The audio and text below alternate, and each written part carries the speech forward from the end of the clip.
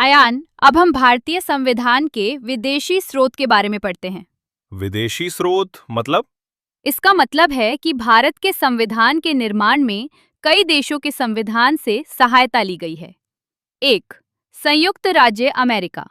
America से हमें ये बातें मिली: प्रस्तावना, मौलिक अधिकार, न्यायिक पुनरावलोकन, संविधान की सर्वोच्चता, न्यायपालिका की स्वतंत्रता, निर्वाचित राष्ट्रपति और उस पर महाभियोग, उपराष्ट्रपति, उच्चतम एवं उच्च न्यायालयों के न्यायाधीशों को हटाने की विधि, वित्तीय आपातकाल, कानूनों का समान संरक्षण।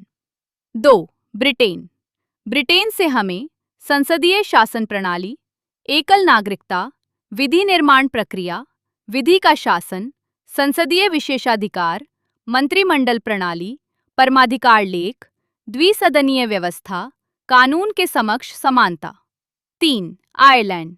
आयरलैंड से नीति निर्देशक सिद्धांत, राष्ट्रपति के निर्वाचन मंडल की व्यवस्था, राष्ट्रपति द्वारा राज्यसभा में साहित्य, कला, विज्ञान और समाज सेवा के क्षेत्र में प्रसिद्ध व्यक्तियों का मनोनयन। 4, ऑस्ट्रेलिया। ऑस्ट्रेलिया से प्रस्तावना की भाषा, समवर्ती सूची का प्रावधान, केंद्र और राज्य के बीच शक्तियों का विभाजन, संसद के दोनों सदनों की संयुक्त बैठक, व्यापार, वाणिज्य और समागम की स्वतंत्रता। 5, जर्मनी। जर्मनी से आपातकाल के प्रवर्तन के दौरान राष्ट्रपति को मौलिक अधिकार संबंधी शक्तियां। 6, कनाडा। कनाडा से संघात्मक विशेषताएं, अवशिष्ट शक्तियां केंद्र के पास, राज्यपाल की नियुक्ति प्रक्रिया, संघ और राज्य के बीच शक्तियों का विभाजन, सर्वोच्च न्यायालय का परामर्श संबंधी अधिकार। 7, दक्षिण अफ्रीका। दक्षिण अफ्रीका सना दक्षिण अफ्रीका से संविधान संशोधन की प्रक्रिया, राज्यसभा के सदस्यों का निर्वाचन। 8, रूस। रूस से मौलिक कर्तव्यों का प्रावधान। 9, जापान। जापान से विधि द्वारा स्थापित प्रक्रिया। 10, फ्रांस। फ्रांस से गणतंत्रात्मक व्यवस्था, प्रस्तावना में स्वतंत्रता, समानता और बंधुत्व के आदर्श नोट। भारतीय संविधान के कई देशी और विदेशी स्रोत हैं, लेकिन सबसे अधिक प्रभाव भारतीय शासन अधिनियम 1935 का है। क्या सच में इतना प्रभाव है? हाँ, भारतीय संविधान के 395 अनुच्छेदों में से लगभग 250 अनुच्छेद 1935 के अधिनियम से लिए गए हैं या उनमें थोड़ा परिवर्तन करके अपनाए गए हैं। अयान, आज हम भारतीय संविधान की अनुसूचियां के बारे में पढ़ते हैं। हाँ सना, बताओ इसमें क्या लिखा है? सबसे पहले है प्रथम अनुसूची। इसमें भारतीय संघ के घटक राज्यों, 28 राज्य एवं संघ शासित 8 क्षेत्रों का उल्लेख है। यानी इसमें भारत के सभी राज्यों और केंद्र शासित प्रदेशों की जानकारी दी गई है। बिल्कुल सही। नोट संविधान के 69वें संशोधन के द्वारा दिल्ली को राष्ट्रीय राजधानी क्षेत्र का दर्जा दिया गया है। अच्छा, इसलिए दिल्ली को विशेष दर्जा मिला है। द्वितीय अनुसूची। इसमें भारतीय राज्य व्यवस्था के विभिन्न पदाधिकारियों के वेतन, भत्ते और पेंशन का उल्लेख किया गया है। कौन कौन से पदाधिकारी इसमें आते हैं? जैसे राष्ट्रपति, राज्यपाल, लोकसभा के अध्यक्ष और उपाध्यक्ष, राज्यसभा के सभापति एवं उपसभापति, विधानसभा के अध्यक्ष और उपाध्यक्ष, विधान परिषद के सभापति एवं उपसभापति, उच्चतम न्यायालय और उच्च न्यायालयों के न्यायाधीश तथा भारत के नियंत्रक, महालेखा परीक्षक आदि। यानी इन सभी उच्च पदों के वेतन और सुविधाएं इसी अनुसूची में लिखी हैं। तृतीय अनुसूची। इसमें विभिन्न पदाधिकारियों द्वारा पद ग्रहण के समय ली जाने वाली शपथ का उल्लेख है। जैसे मंत्री और न्यायाधीश शपथ लेते हैं। हाँ, बिल्कुल। चौथी अनुसूची। इसमें विभिन्न राज्यों तथा संघीय क्षेत्रों का राज्यसभा में प्रतिनिधित्व का विवरण दिया गया है।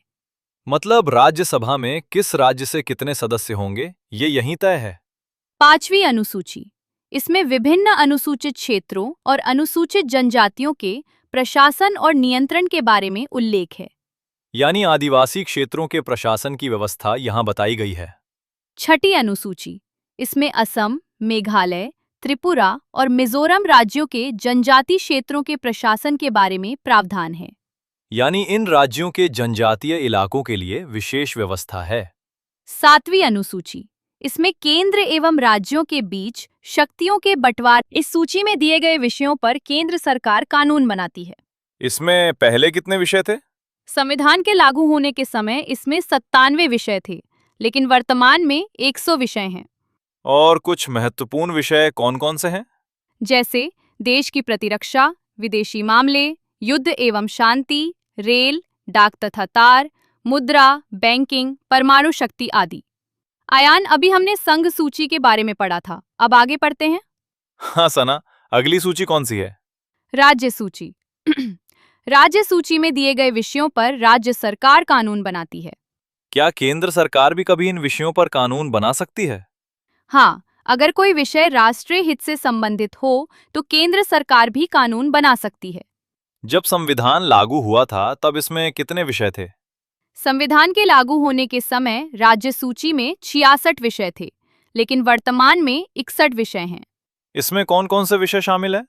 जैसे शांति और व्यवस्था, पुलिस, जेल, स्थानीय शासन, कृषि, जन स्वास्थ्य, राज्य के अंदर होने वाला व्यापार और न्याय विभाग आदि।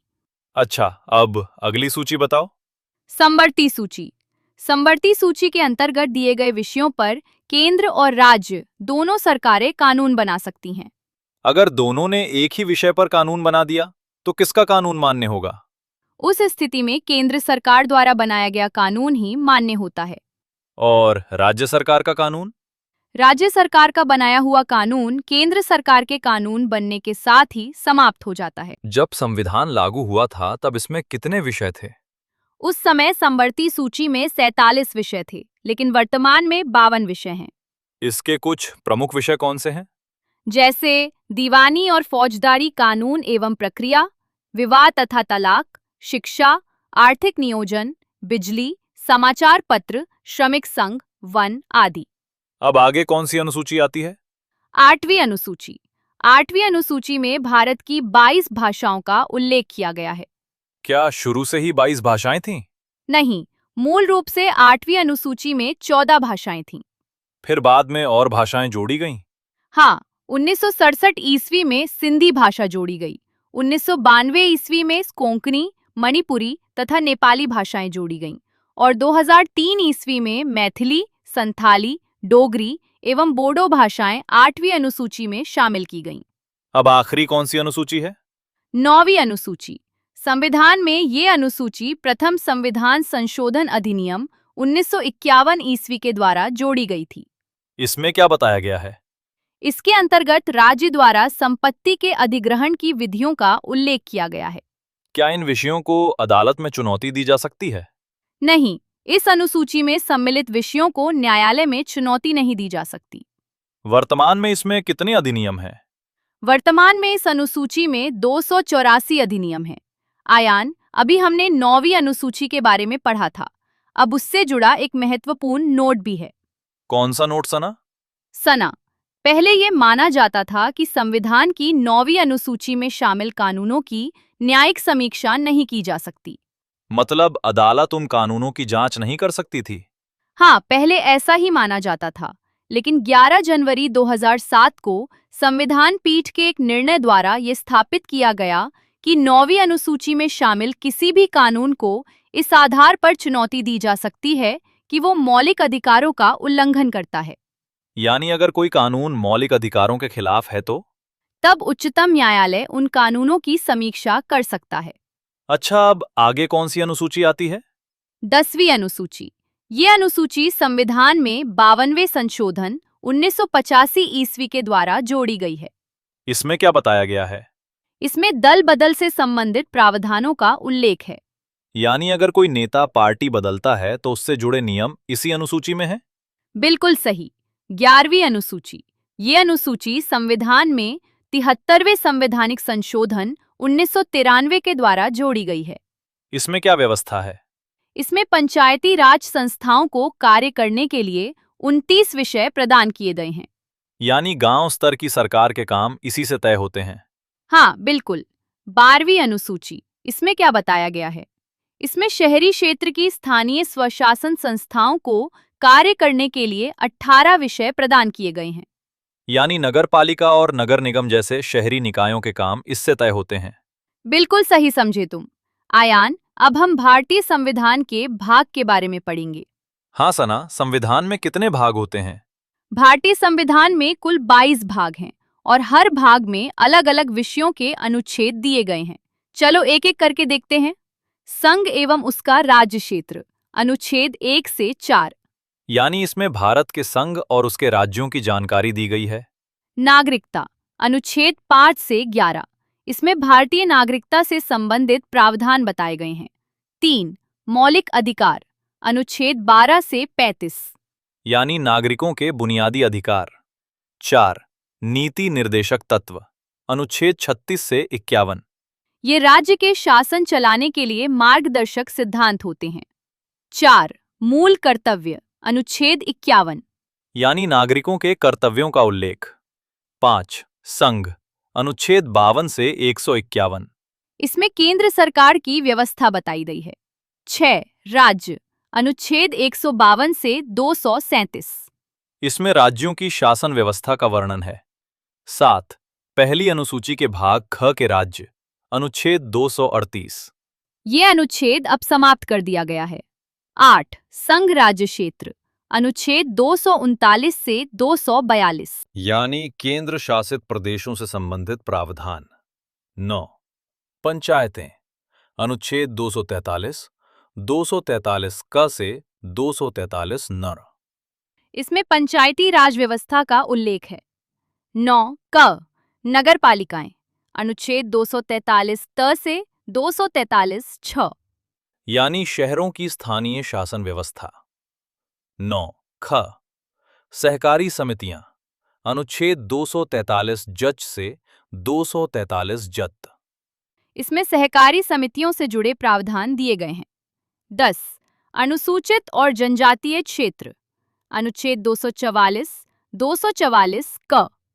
यानी अनुसूचित क्षेत्रों और जनजातीय क्षेत्रों की व्यवस्था। 11, संघ और राज्यों के बीच संबंध, अनुच्छेद 245 से 263। इसमें केंद्र और राज्य के संबंधों का वर्णन है। 12, वित्त, संपत्ति, संविदाएं और वाद, अनुच्छेद 264 से 300 क। यानी वित्तीय और संपत्ति से जुड़े प्रावधान।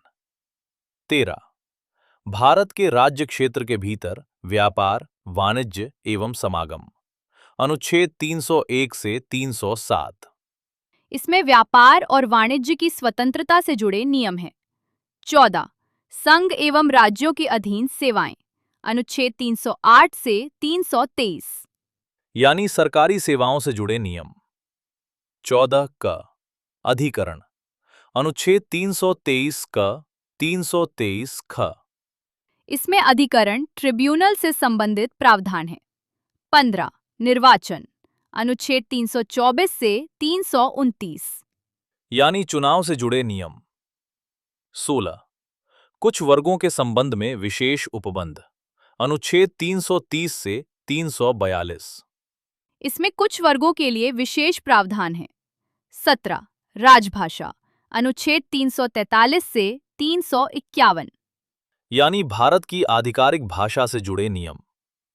18, आपात उपबंध, अनुच्छेद 352 से 360। इसमें आपातकाल से संबंधित प्रावधान दिए गए हैं। 19, प्रकीर्ण, अनुच्छेद 361 से 367। यानी विविध प्रावधान। 20, संविधान संशोधन, अनुच्छेद 368। इसमें संविधान में संशोधन की प्रक्रिया बताई गई है। 21, अस्थायी, संक्रमणकालीन व विशेष उपबंध, अनुच्छेद 369 से 392। यानी विशेष और अस्थायी प्रावधान। 22, संक्षिप्त नाम, प्रारंभ, हिंदी में प्राधिकृत पाठ और निरसन, अनुच्छेद 393 से 395। इसमें संविधान के प्रारंभ और उसके आधिकारिक पाठ का उल्लेख है। अच्छा सना, अब अगला विषय क्या है? अगला विषय है देशी रियासतों का भारत में विलय।